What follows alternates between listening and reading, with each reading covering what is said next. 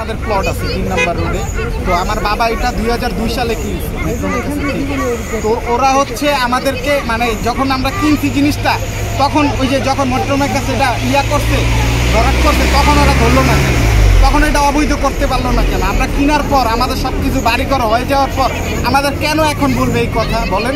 আমরা তো নিরুপায়, আমাদের তো রাস্তায় নামা ছাড়া কোনো পথ নেই। এখানে হচ্ছে 5000 প্লট মালিক হচ্ছে 5000, রাস্তায় নামতে হবে 10,000 মানুষের, তাদের বাচ্চা কাচ্চা সব সহ 10,000 মানুষ রাস্তায় নামবে, রাস্তায় থাকে।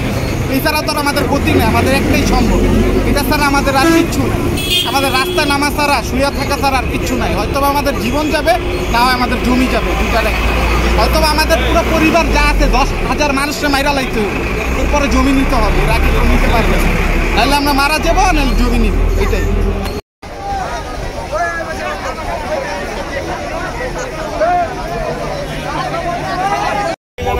আমাদের সম্পত্তি, রেজিস্ট্রারি সম্পত্তি, এটা কোনো কালে জলাভূমি ছিল না, এটা কোনো ডোবাভূমি ছিল না, এটা RSC এর সবখানে আছে।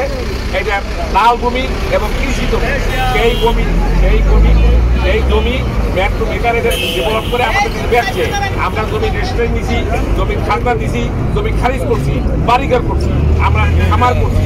আমাদের এর অনেকগুলা খামার আছে, প্রায় 30-40টা খামার আছে, এটা হাজার হাজার গরু আছে, 3টা মাদ্রাসা আছে, 3টা মসজিদ আছে, স্কুল আছে। আমরা এর বসবাস করছি, সুখী শান্তিতে আমরা বসবাস চাই। আমরা তো এইখানে কোনো অবৈধ জমিতে আমরা বসবাস করছি না। আমাদের কেনা জমি এইটা আমাদের বৈধ জমি, আর জেলা যে করছে এটা জলাভূমি। এখানে কখনো ছিল না এবং ভবিষ্যৎ জলাভূমি নাই। এখানে এই চারিদিকে ভরা হয়ে গেছে, চারিদিকে বিদ্যুৎ কেন্দ্র রয়েছে, যমুনা ফিল্টার রয়েছে, অনেক হাউজিং হয়েছে, ওই যে সরকারের গ্যাস ময়লা থেকে গ্যাস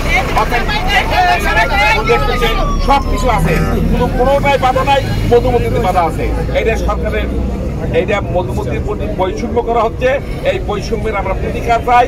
আমরা এই